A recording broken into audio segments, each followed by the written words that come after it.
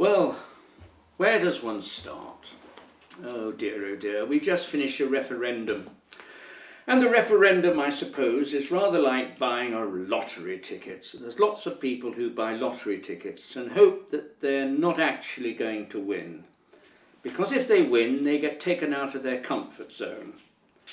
So why do you think the English and the Welsh voted overwhelmingly to leave the EU? Could it be that it goes back to our Anglo-Saxon roots, our Celtic roots, our roots before then? Could it be that we are fundamentally stubborn? To illustrate this point, I'm going to call on something that's probably doing the rounds on one of the channels globally, called Monty Python's Flying Circus, and the little sketch between the Black Knight and Sir Thomas. Very simple, two knights fighting, and the Black Knight chopped off Sir Thomas's arm. "Come on, Sir Thomas, give it up. You know, you've only got one arm left." "Ah, no, I'm not giving it up. No, I've still got one arm left. I can still fight you." A couple of bits of swordplay later, and Sir Thomas loses the other arm. The Black Knight's feeling a bit exasperated by now. "Come on, Sir Thomas, give it up. You've got no arms left." "Never mind, still standing up, still got two legs, still kick you. What ho!" And so a little bit more fun and games, and he loses the other leg. "Come on, Sir Thomas, this is completely foolish." "Don't you talk to me like that. I can still hop." Well, you guessed it, the leg comes off. And he said, "Look, this is getting ludicrous." He said, "Never mind, I've still got a head and a trunk left." So Sir Thomas chops off his head. "Right, that's it." "No, it isn't. I've still got a trunk I can roll around in, and you can choose which one you're going to take out next." So basically, the English and the Welsh were stubborn. The more they told us how disastrous it would be to leave the EU, the more we dug our heels in. Okay, so now we are, in theory, we have voted to be out of the EU. So is this almost like déjà vu when the Nazi hordes were at our door, and it was a very simple plan by Adolf Hitler, quite easily: take out the RAF, secure the landing fields, drop in the parachuters, secure the landing grounds, and gradually sweep the British off their island. But we didn't stand alone, not completely alone. The Americans were feeding us arms, and we fought back, and we won. Okay, but are we really alone now? Is it just England and Welsh? So we've got an EWE, the English and the Welsh engine. The EWE, the U, is going to rise like the phoenix from the ashes and power the global economy. So what Marshall Plan can we give to the English and the Welsh so that we can honour all our commitments in the referendum? Well, the first thing, of course, is fisheries protection.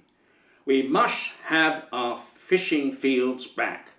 9-mile limit, 12-mile limit, it doesn't matter what it is. We want to be able to fish in our own waters, and that was part of the promise made to our very, very depleted fishing fleet, that we will protect our fishing grounds. So how do we do that?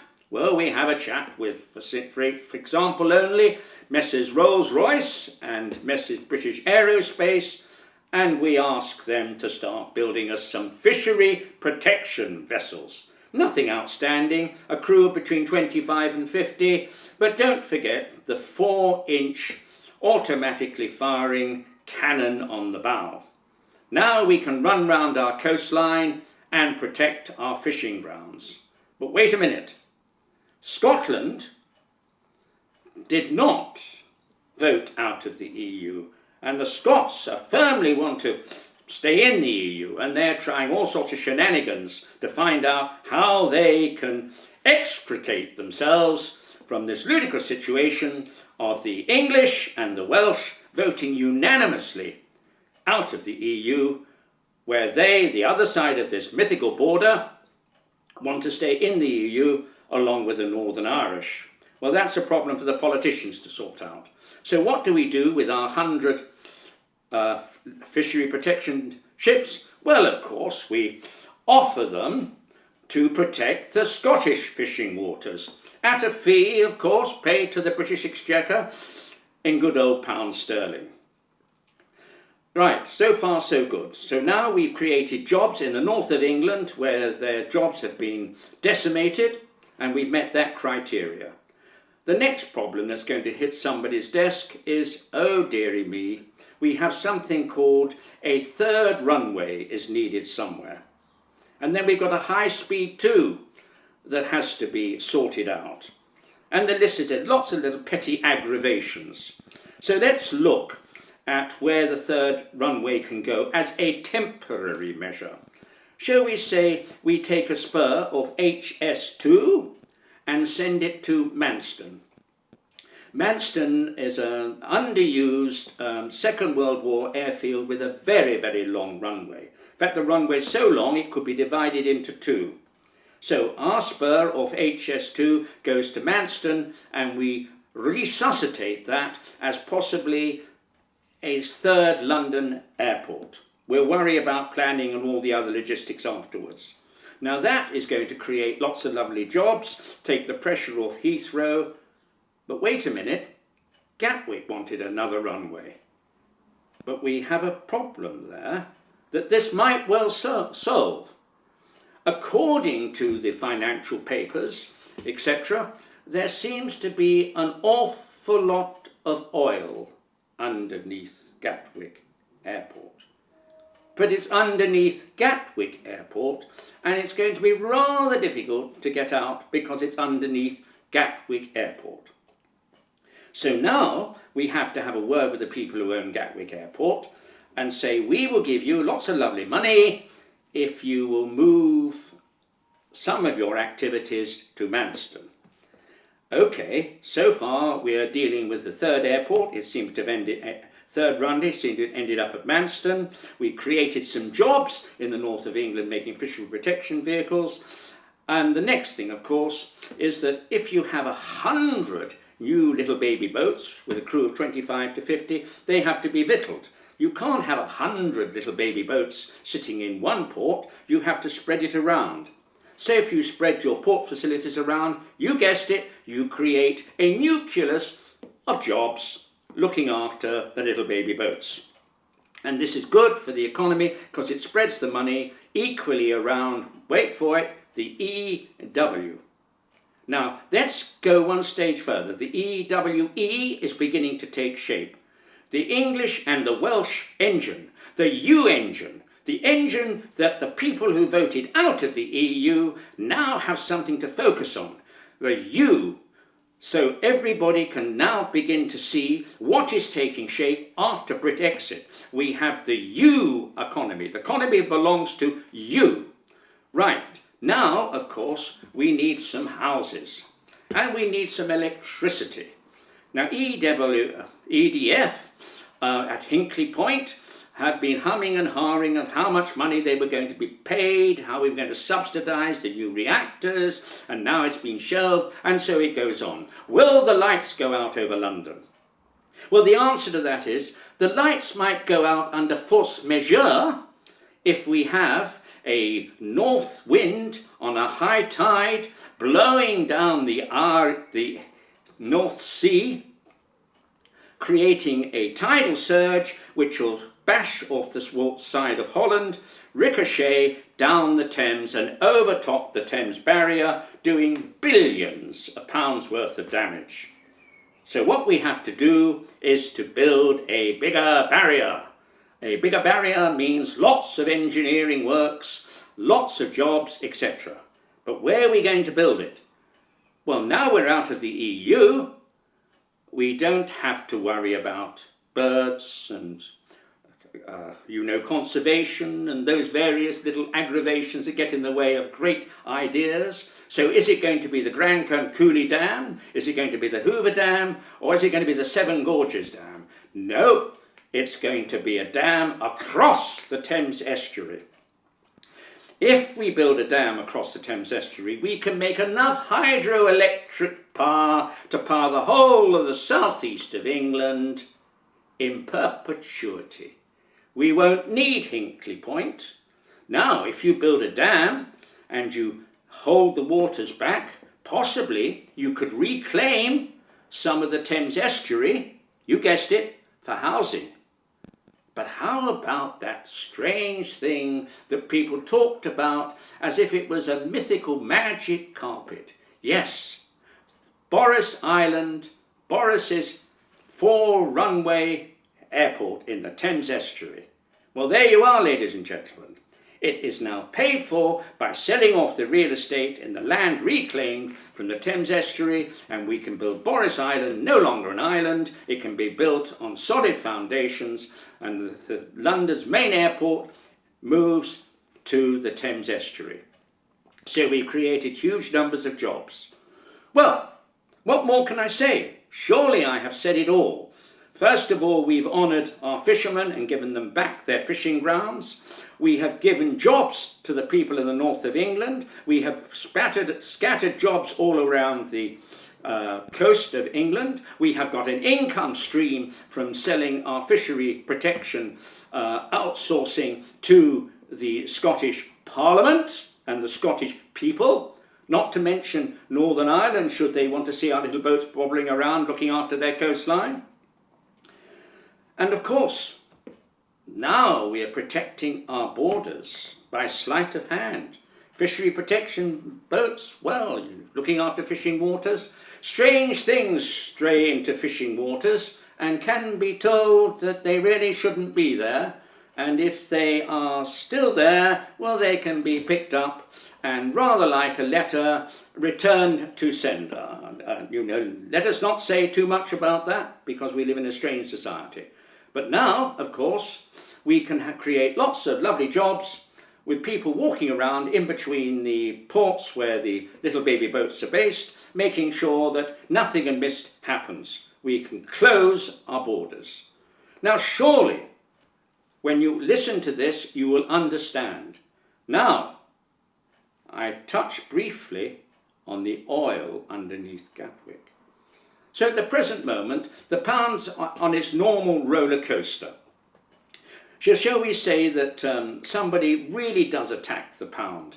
And I'd like to tell you a story about two men. We're going to call them Laurel and Hardy, but they're city high flyers. And of course, they have hedge funds which they look after and give great returns to.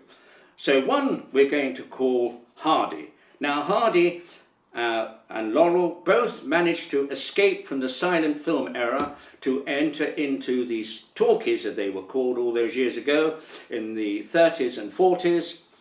And they took some of their silent acting skills into the talkies. So Hardy was just sort of the leading figure, but and dominating, but somehow or other always managed to say, "Here's another fine mess you've got us into," as he twiddled with his tie. So we're going to have two traders in the city of London, one looking like Hardy, so he's got a fairly corpulent figure and he needs a thick set of braces to hold his trousers up. Now there's another one like Laurel, who's very thin, a thin face and a bit slow. And of course he hasn't got a thick belly, so he's got thin braces to hold his trousers up. Now where's this all going? It's very simple. These two traders with their hedge fund money do not like each other and are always trying to get one over on the other. And so consequently, the chap with the big belly, or the corpulent build, if one's going to be politically correct, and the thick braces, turns round to the other weak fellow and says, "Look, I got more hedge fund money than you have, and I can play poker, and I can bet against the pound going up, because I can literally manipulate the market." Yes, well, yes, I suppose you can. People don't have as much confidence in me as they do in you, and I haven't quite got so much hedge fund money. So, yes, but I still think that the pound will go down. So they have a bet. Now, this is where we go into the realms of fantasy.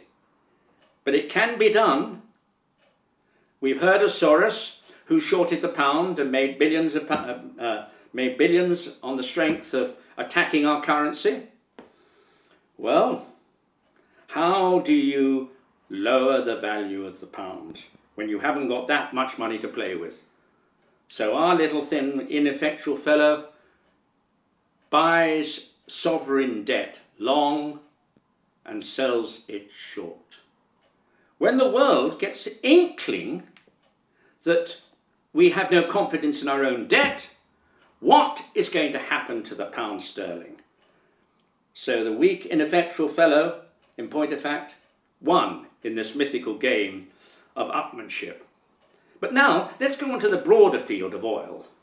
The Saudis have recently tapped the global market because oil was at such a low level, it wasn't worth taking it out of the ground. And if one remembers the Shah of Persia's remark before he was deposed in a coup, that he said that oil is a finite resource and it is criminal to just simply combust it and burn it into the air. And with that, he quadrupled the price of oil and sort of upset the entire petrodollar market. So where are we today? The Saudis have been pumping oil, trying to bankrupt the oil shale industry. Yes, lots of people have missed out on their covenants. A lot of people have lost a fair chunk of money. But at the end of the day, the oil is still there, the oil sands are still there, and fracking is still there. So the Saudis now have decided to tap the global market and use the cash they've got from the market to make up their shortfall in their reserves. But wait a minute. The Saudis could then find a way of surreptitiously not pumping so much oil. Not that they would tell OPEC, but just wouldn't pump quite so much oil. And sooner or later we turned around and said, oh my God, we haven't got enough oil. And the price will gradually creep up. Now, as the price of oil creeps up, so does our little bit of North Sea oil creep up in value. So West Texas Light and North Sea oil are more or less on a par with each other. So the next question is, we're now getting dollars in. Dollars go into the British Reserve and we have a large dollar reserve. So if you work it out, that if, as the status quo is maintained, that we build up a large dollar reserve and the pound is still attacked again and falls back to silly levels, well, the blue chip companies can go to the Bank of England and draw dollars and pay for their imports in dollars. Meanwhile, the poor old pound languishes way below. But don't forget that man with the thin braces who bought sterling debt long and sold it short. Well, our 25, 30-year bonds, etc. Well, we pay them all back in pound sterling, but the pound sterling is now a very weak currency, so we pay back our debt with devaluing money. Ah, that's the key word, devaluing money. And at the same time, we build up our dollar reserves so we don't actually feel. The only people who get hurt in this scenario, of course, are the masses who voted 2-1 to come out of the EU. They just simply can't travel because their money's worthless. But it doesn't matter because they got what they wanted. They got their self-respect back, they got their pride back, and they took back control. Now, the last part of this scenario. The oil sitting underneath Gatwick, yes, it's still there. We've moved Gatwick to Boris Island. Now we take the oil out of Gatwick. And we've got more oil under Gatwick than we had in the North Sea. So now the pound goes up and we all live happily ever after. Surely I commend this to you as a Marshall Plan for Brit exit. Thank you very much indeed for listening.